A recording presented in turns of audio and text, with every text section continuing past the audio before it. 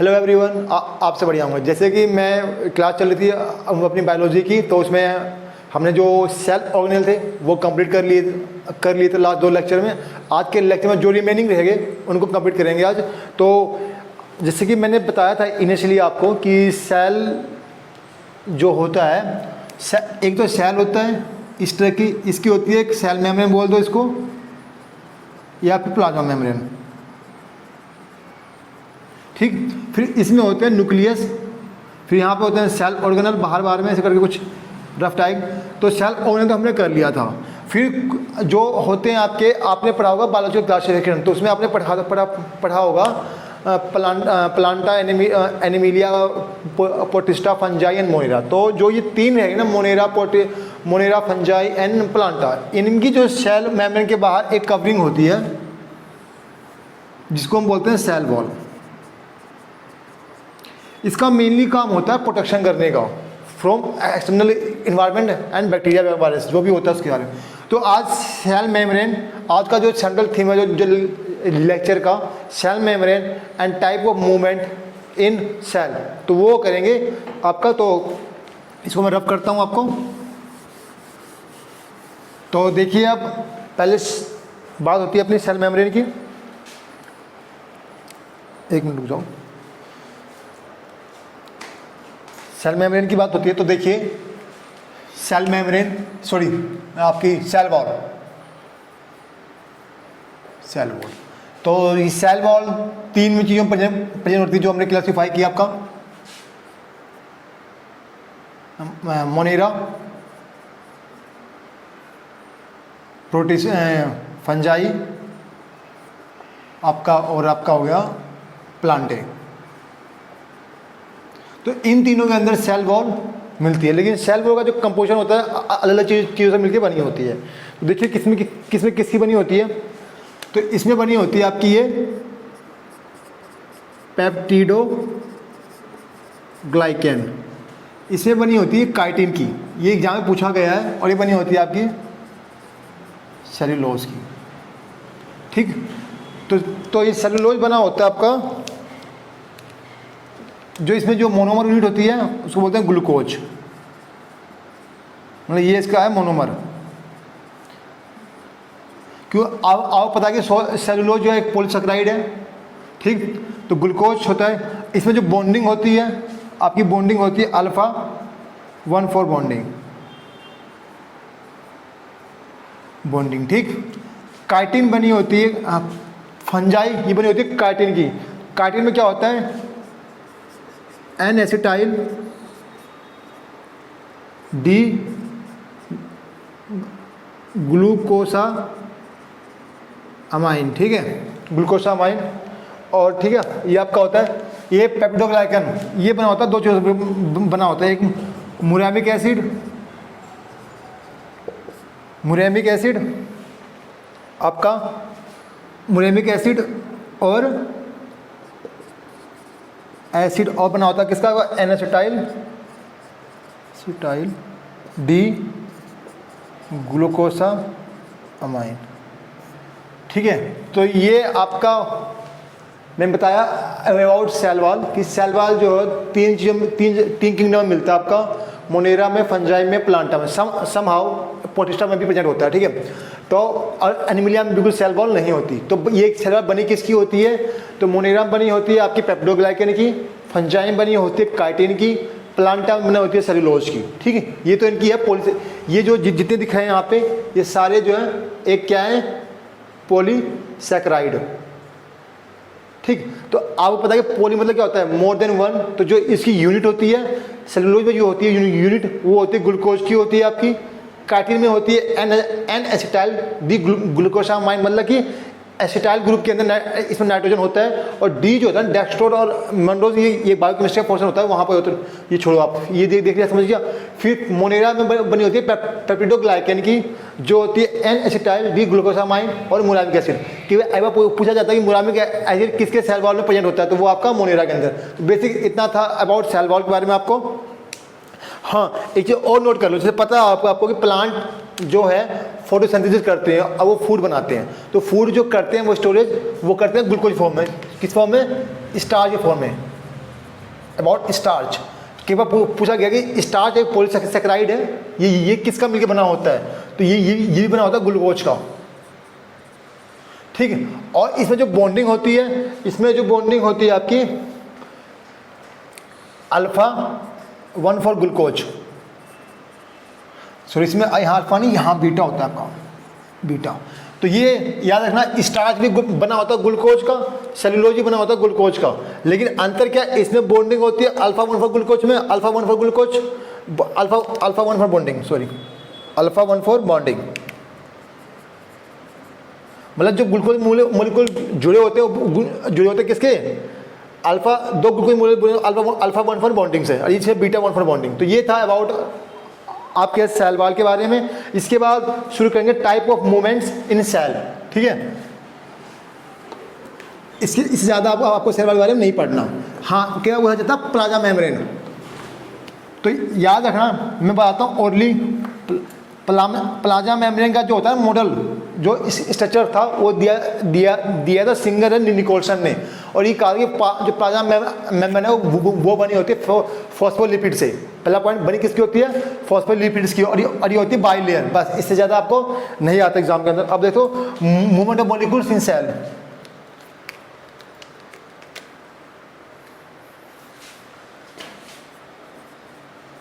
Movement of molecules in cell. तो cell के अंदर आपको पता है कि एक्वस फ्लूइड होता है, तो उसका मूवमेंट होता है अंदर से बाहर। तो कैसे होता है, तो ये देखो, ये होता है 3 तरह से आपका, ठीक। पहला क्या होता है, 3 तरह से देखो आपका होता है मूवमेंट। पहला होता है आपका डिफ्यूजन, ऑस्मोसिस और active transport.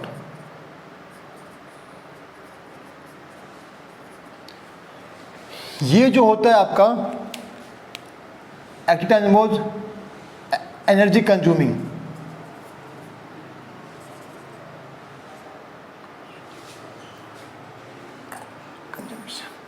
Energy required, energy हमेशा एटीपी फॉर्मेट में सेल आपका यूज करता है, ठीक है। और ये कब होता है used, against exam, used against concentration gradient. अभी क्या होता है, मैं इसको समझाऊंगा आपको, ठीक है। ऑस्मोसिस, इसमें क्या होता है, रिक्वायर्ड से एक फीचर है सेमी परमिएबल मेम्ब्रेन, ठीक, नो एनी मेम्ब्रेन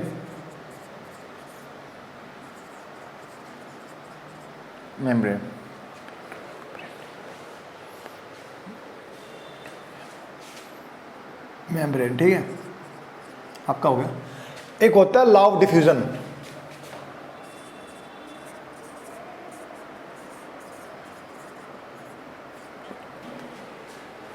ये कहते हैं आपका मीन्स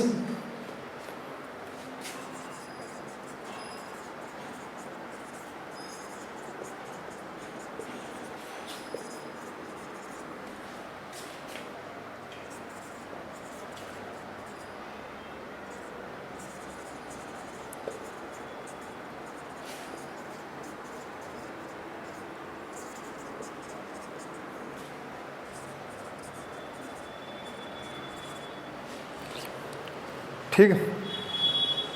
लॉ ऑफ डिफ्यूजन ये कहता है कि movement of molecules from higher concentration to lower concentration, ठीक है। अब इसके बारे में ऑस्मोसिस भी एक टाइप ऑफ डिफ्यूजन होता है। आप देखते हैं अंतर, कोई भी आप सॉल्यूशन लोगे तो उसमें 2 कंपोनेंट होते हैं, एक सोल्यूट और एक सॉल्वेंट। मतलब सॉल्यूशन जो है आपका दो चीज जो होता है सॉल्यूशन, इसमें 2 चीज़ होगी आपकी, एक होगा सोल्यूट और होगा आपका सॉल्वेंट, ठीक। सॉल्वेंट मोस्टली वाटर होता है, मोस्टली होगा वाटर आपका, और सोल्यूट कुछ भी आपका हो सकता है। तो बात आती है कि ऑस्मोसिस और डिफ्यूजन। तो यहाँ से आपको क्या लिखना है ऑस्मोसिस के बारे में भी, movement of molecule from higher concentration to lower concentration by the semi permeable membrane. इसमें आपको ये लाइन वर्ड आपको यूज करना होता है। इसके बाद आपने पढ़ा होगा टाइप ऑफ सॉल्यूशन, ठीक है, टाइप ऑफ सॉल्यूशन। तो सॉल्यूशन 3 तरह के होते हैं आपके,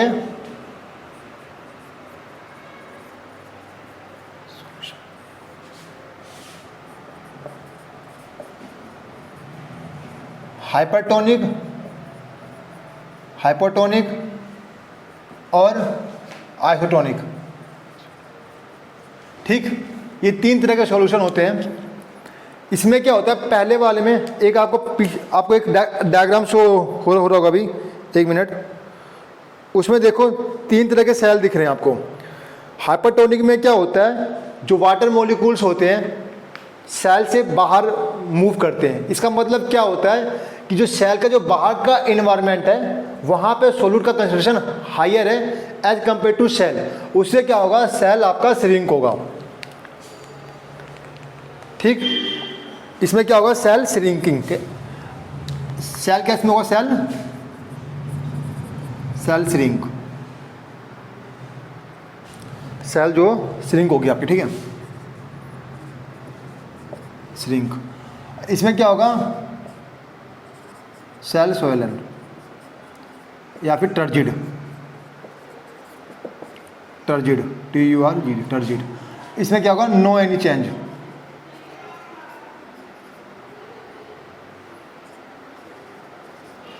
इसमें क्या है, movement of water, water from cell to outside environment. इसमें क्या होता है,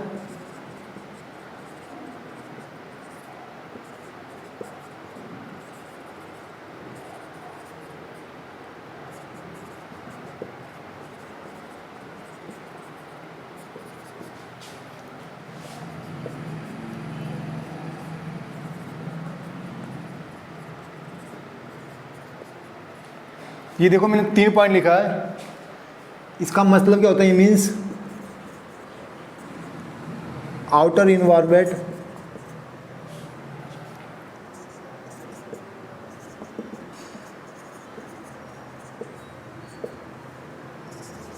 has more higher concentration of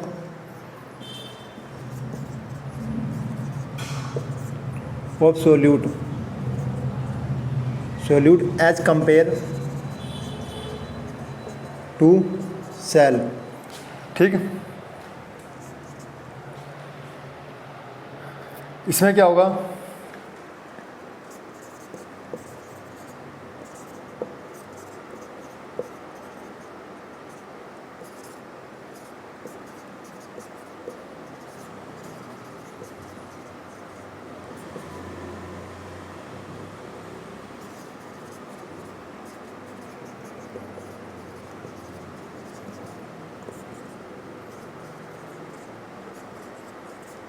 देखिए मैंने इसमें कई की पॉइंट लिखे हैं आपको एक फीचर फॉर्म में, जो आपको समझना होगा।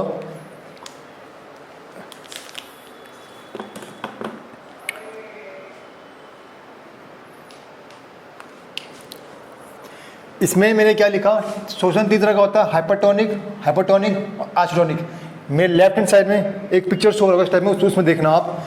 इसमें क्या होता है, सेल होता है श्रिंक। सेल श्रिंक क्यों होगा, रीज़न ये है कि वाटर का जो मूवमेंट होगा वो सेल से बाहर आएगा। इसका मीन्स वाटर जो सेल से बाहर आएगा तो अंदर इसका मतलब सेल से बाहर आएगा। तो इसका मतलब क्या है, इसका मतलब ये है कि जो आउटर इन्वायरमेंट है, सेल का जो बाहर का एटमॉस्फेयर है, वहाँ पे जो है कंडीशन जो सोल्यूट का हाई है, उस कारण जो वाटर जो है सेल से बाहर निकल रहा है, ठीक है।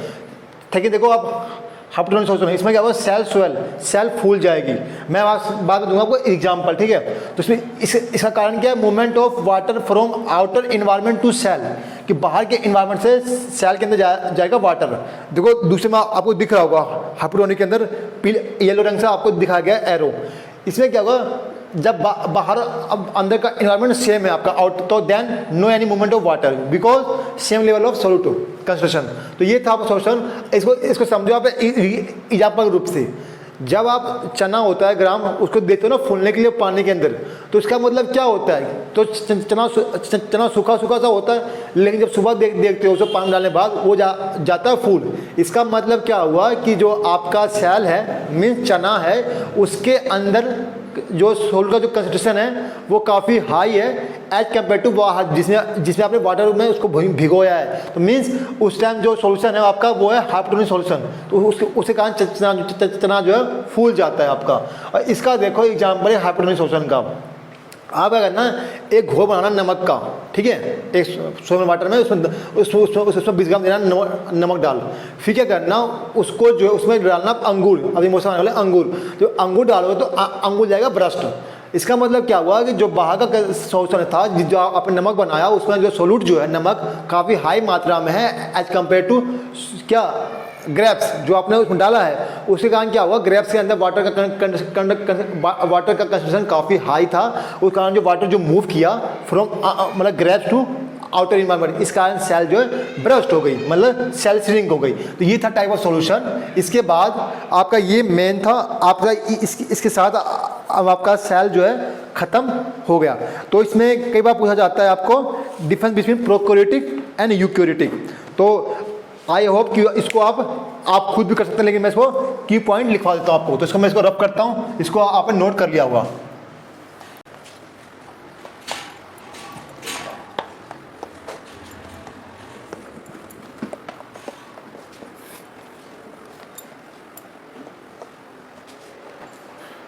जो डिफरेंस है ना प्रोकैरियोटिक यूकैरियोटिक का, यूनिसेलुलर और मल्टीसेलुलर का, और प्लांट सेल और एनिमल सेल का, मैं इसका ना पीडीएफ आपको वीडियो लिंक के नीचे डलवा दूंगा, ठीक है। उसकी आप टेंशन मत लो क्योंकि कराने का फायदा नहीं है, लेकिन एक बेसिक सुन लो आप सिर्फ ओरली, ठीक है। बाकी पीडीएफ देना। प्रोकैरियोटिक और यूकैरियोटिक जो होते हैं, जो मेन डिफरेंस लिख लो आप, मैं लिखाता हूँ मेन, बाकी आपको पीडीएफ इसकी मिल जाएगी। प्रोकैरियोटिक सेल और आपका यूकैरियोटिक सेल। मैं एक रफ आपको दिखाऊँ, इसमें क्या होता है, ये कहाँ मिलते हैं, फाउंड ऑल प्रोकैरियोटिक, मतलब किसमें मिलेंगे ये, मोनेरा किंगडम में, Monera kingdom except Monera all eukaryotic, ठीक। कहाँ पे पहला point, nucleus not well defined. इसमें क्या आपका न्यूक्लियस वेल डिफाइंड होता है आपका, जो हमने पढ़ा था all cell organelles are absent, all cell organelle are present,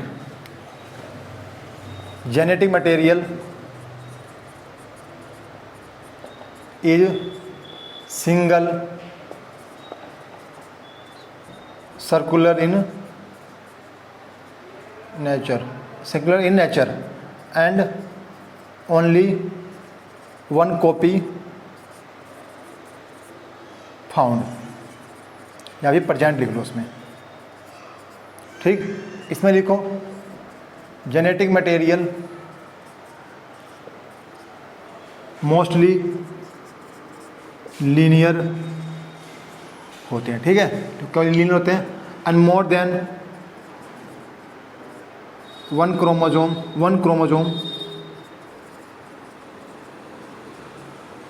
are present, ठीक। ये पॉइंट था। इसमें जो सेल डिवीजन होता है, सेल डिवीजन मेनली क्या होता है, इसमें बाइनरी होता है, बाइनरी फिजन। इसमें बाइनरी फिजन इसमें होता है सेल डिवीजन, बाइनरी होगा इसमें, बाइनरी भी होता है, बडिंग भी होगा इसमें, कुछ में बडिंग भी होता है, and fission. These are example of mitosis, ठीक है। Reproduction mainly asexual,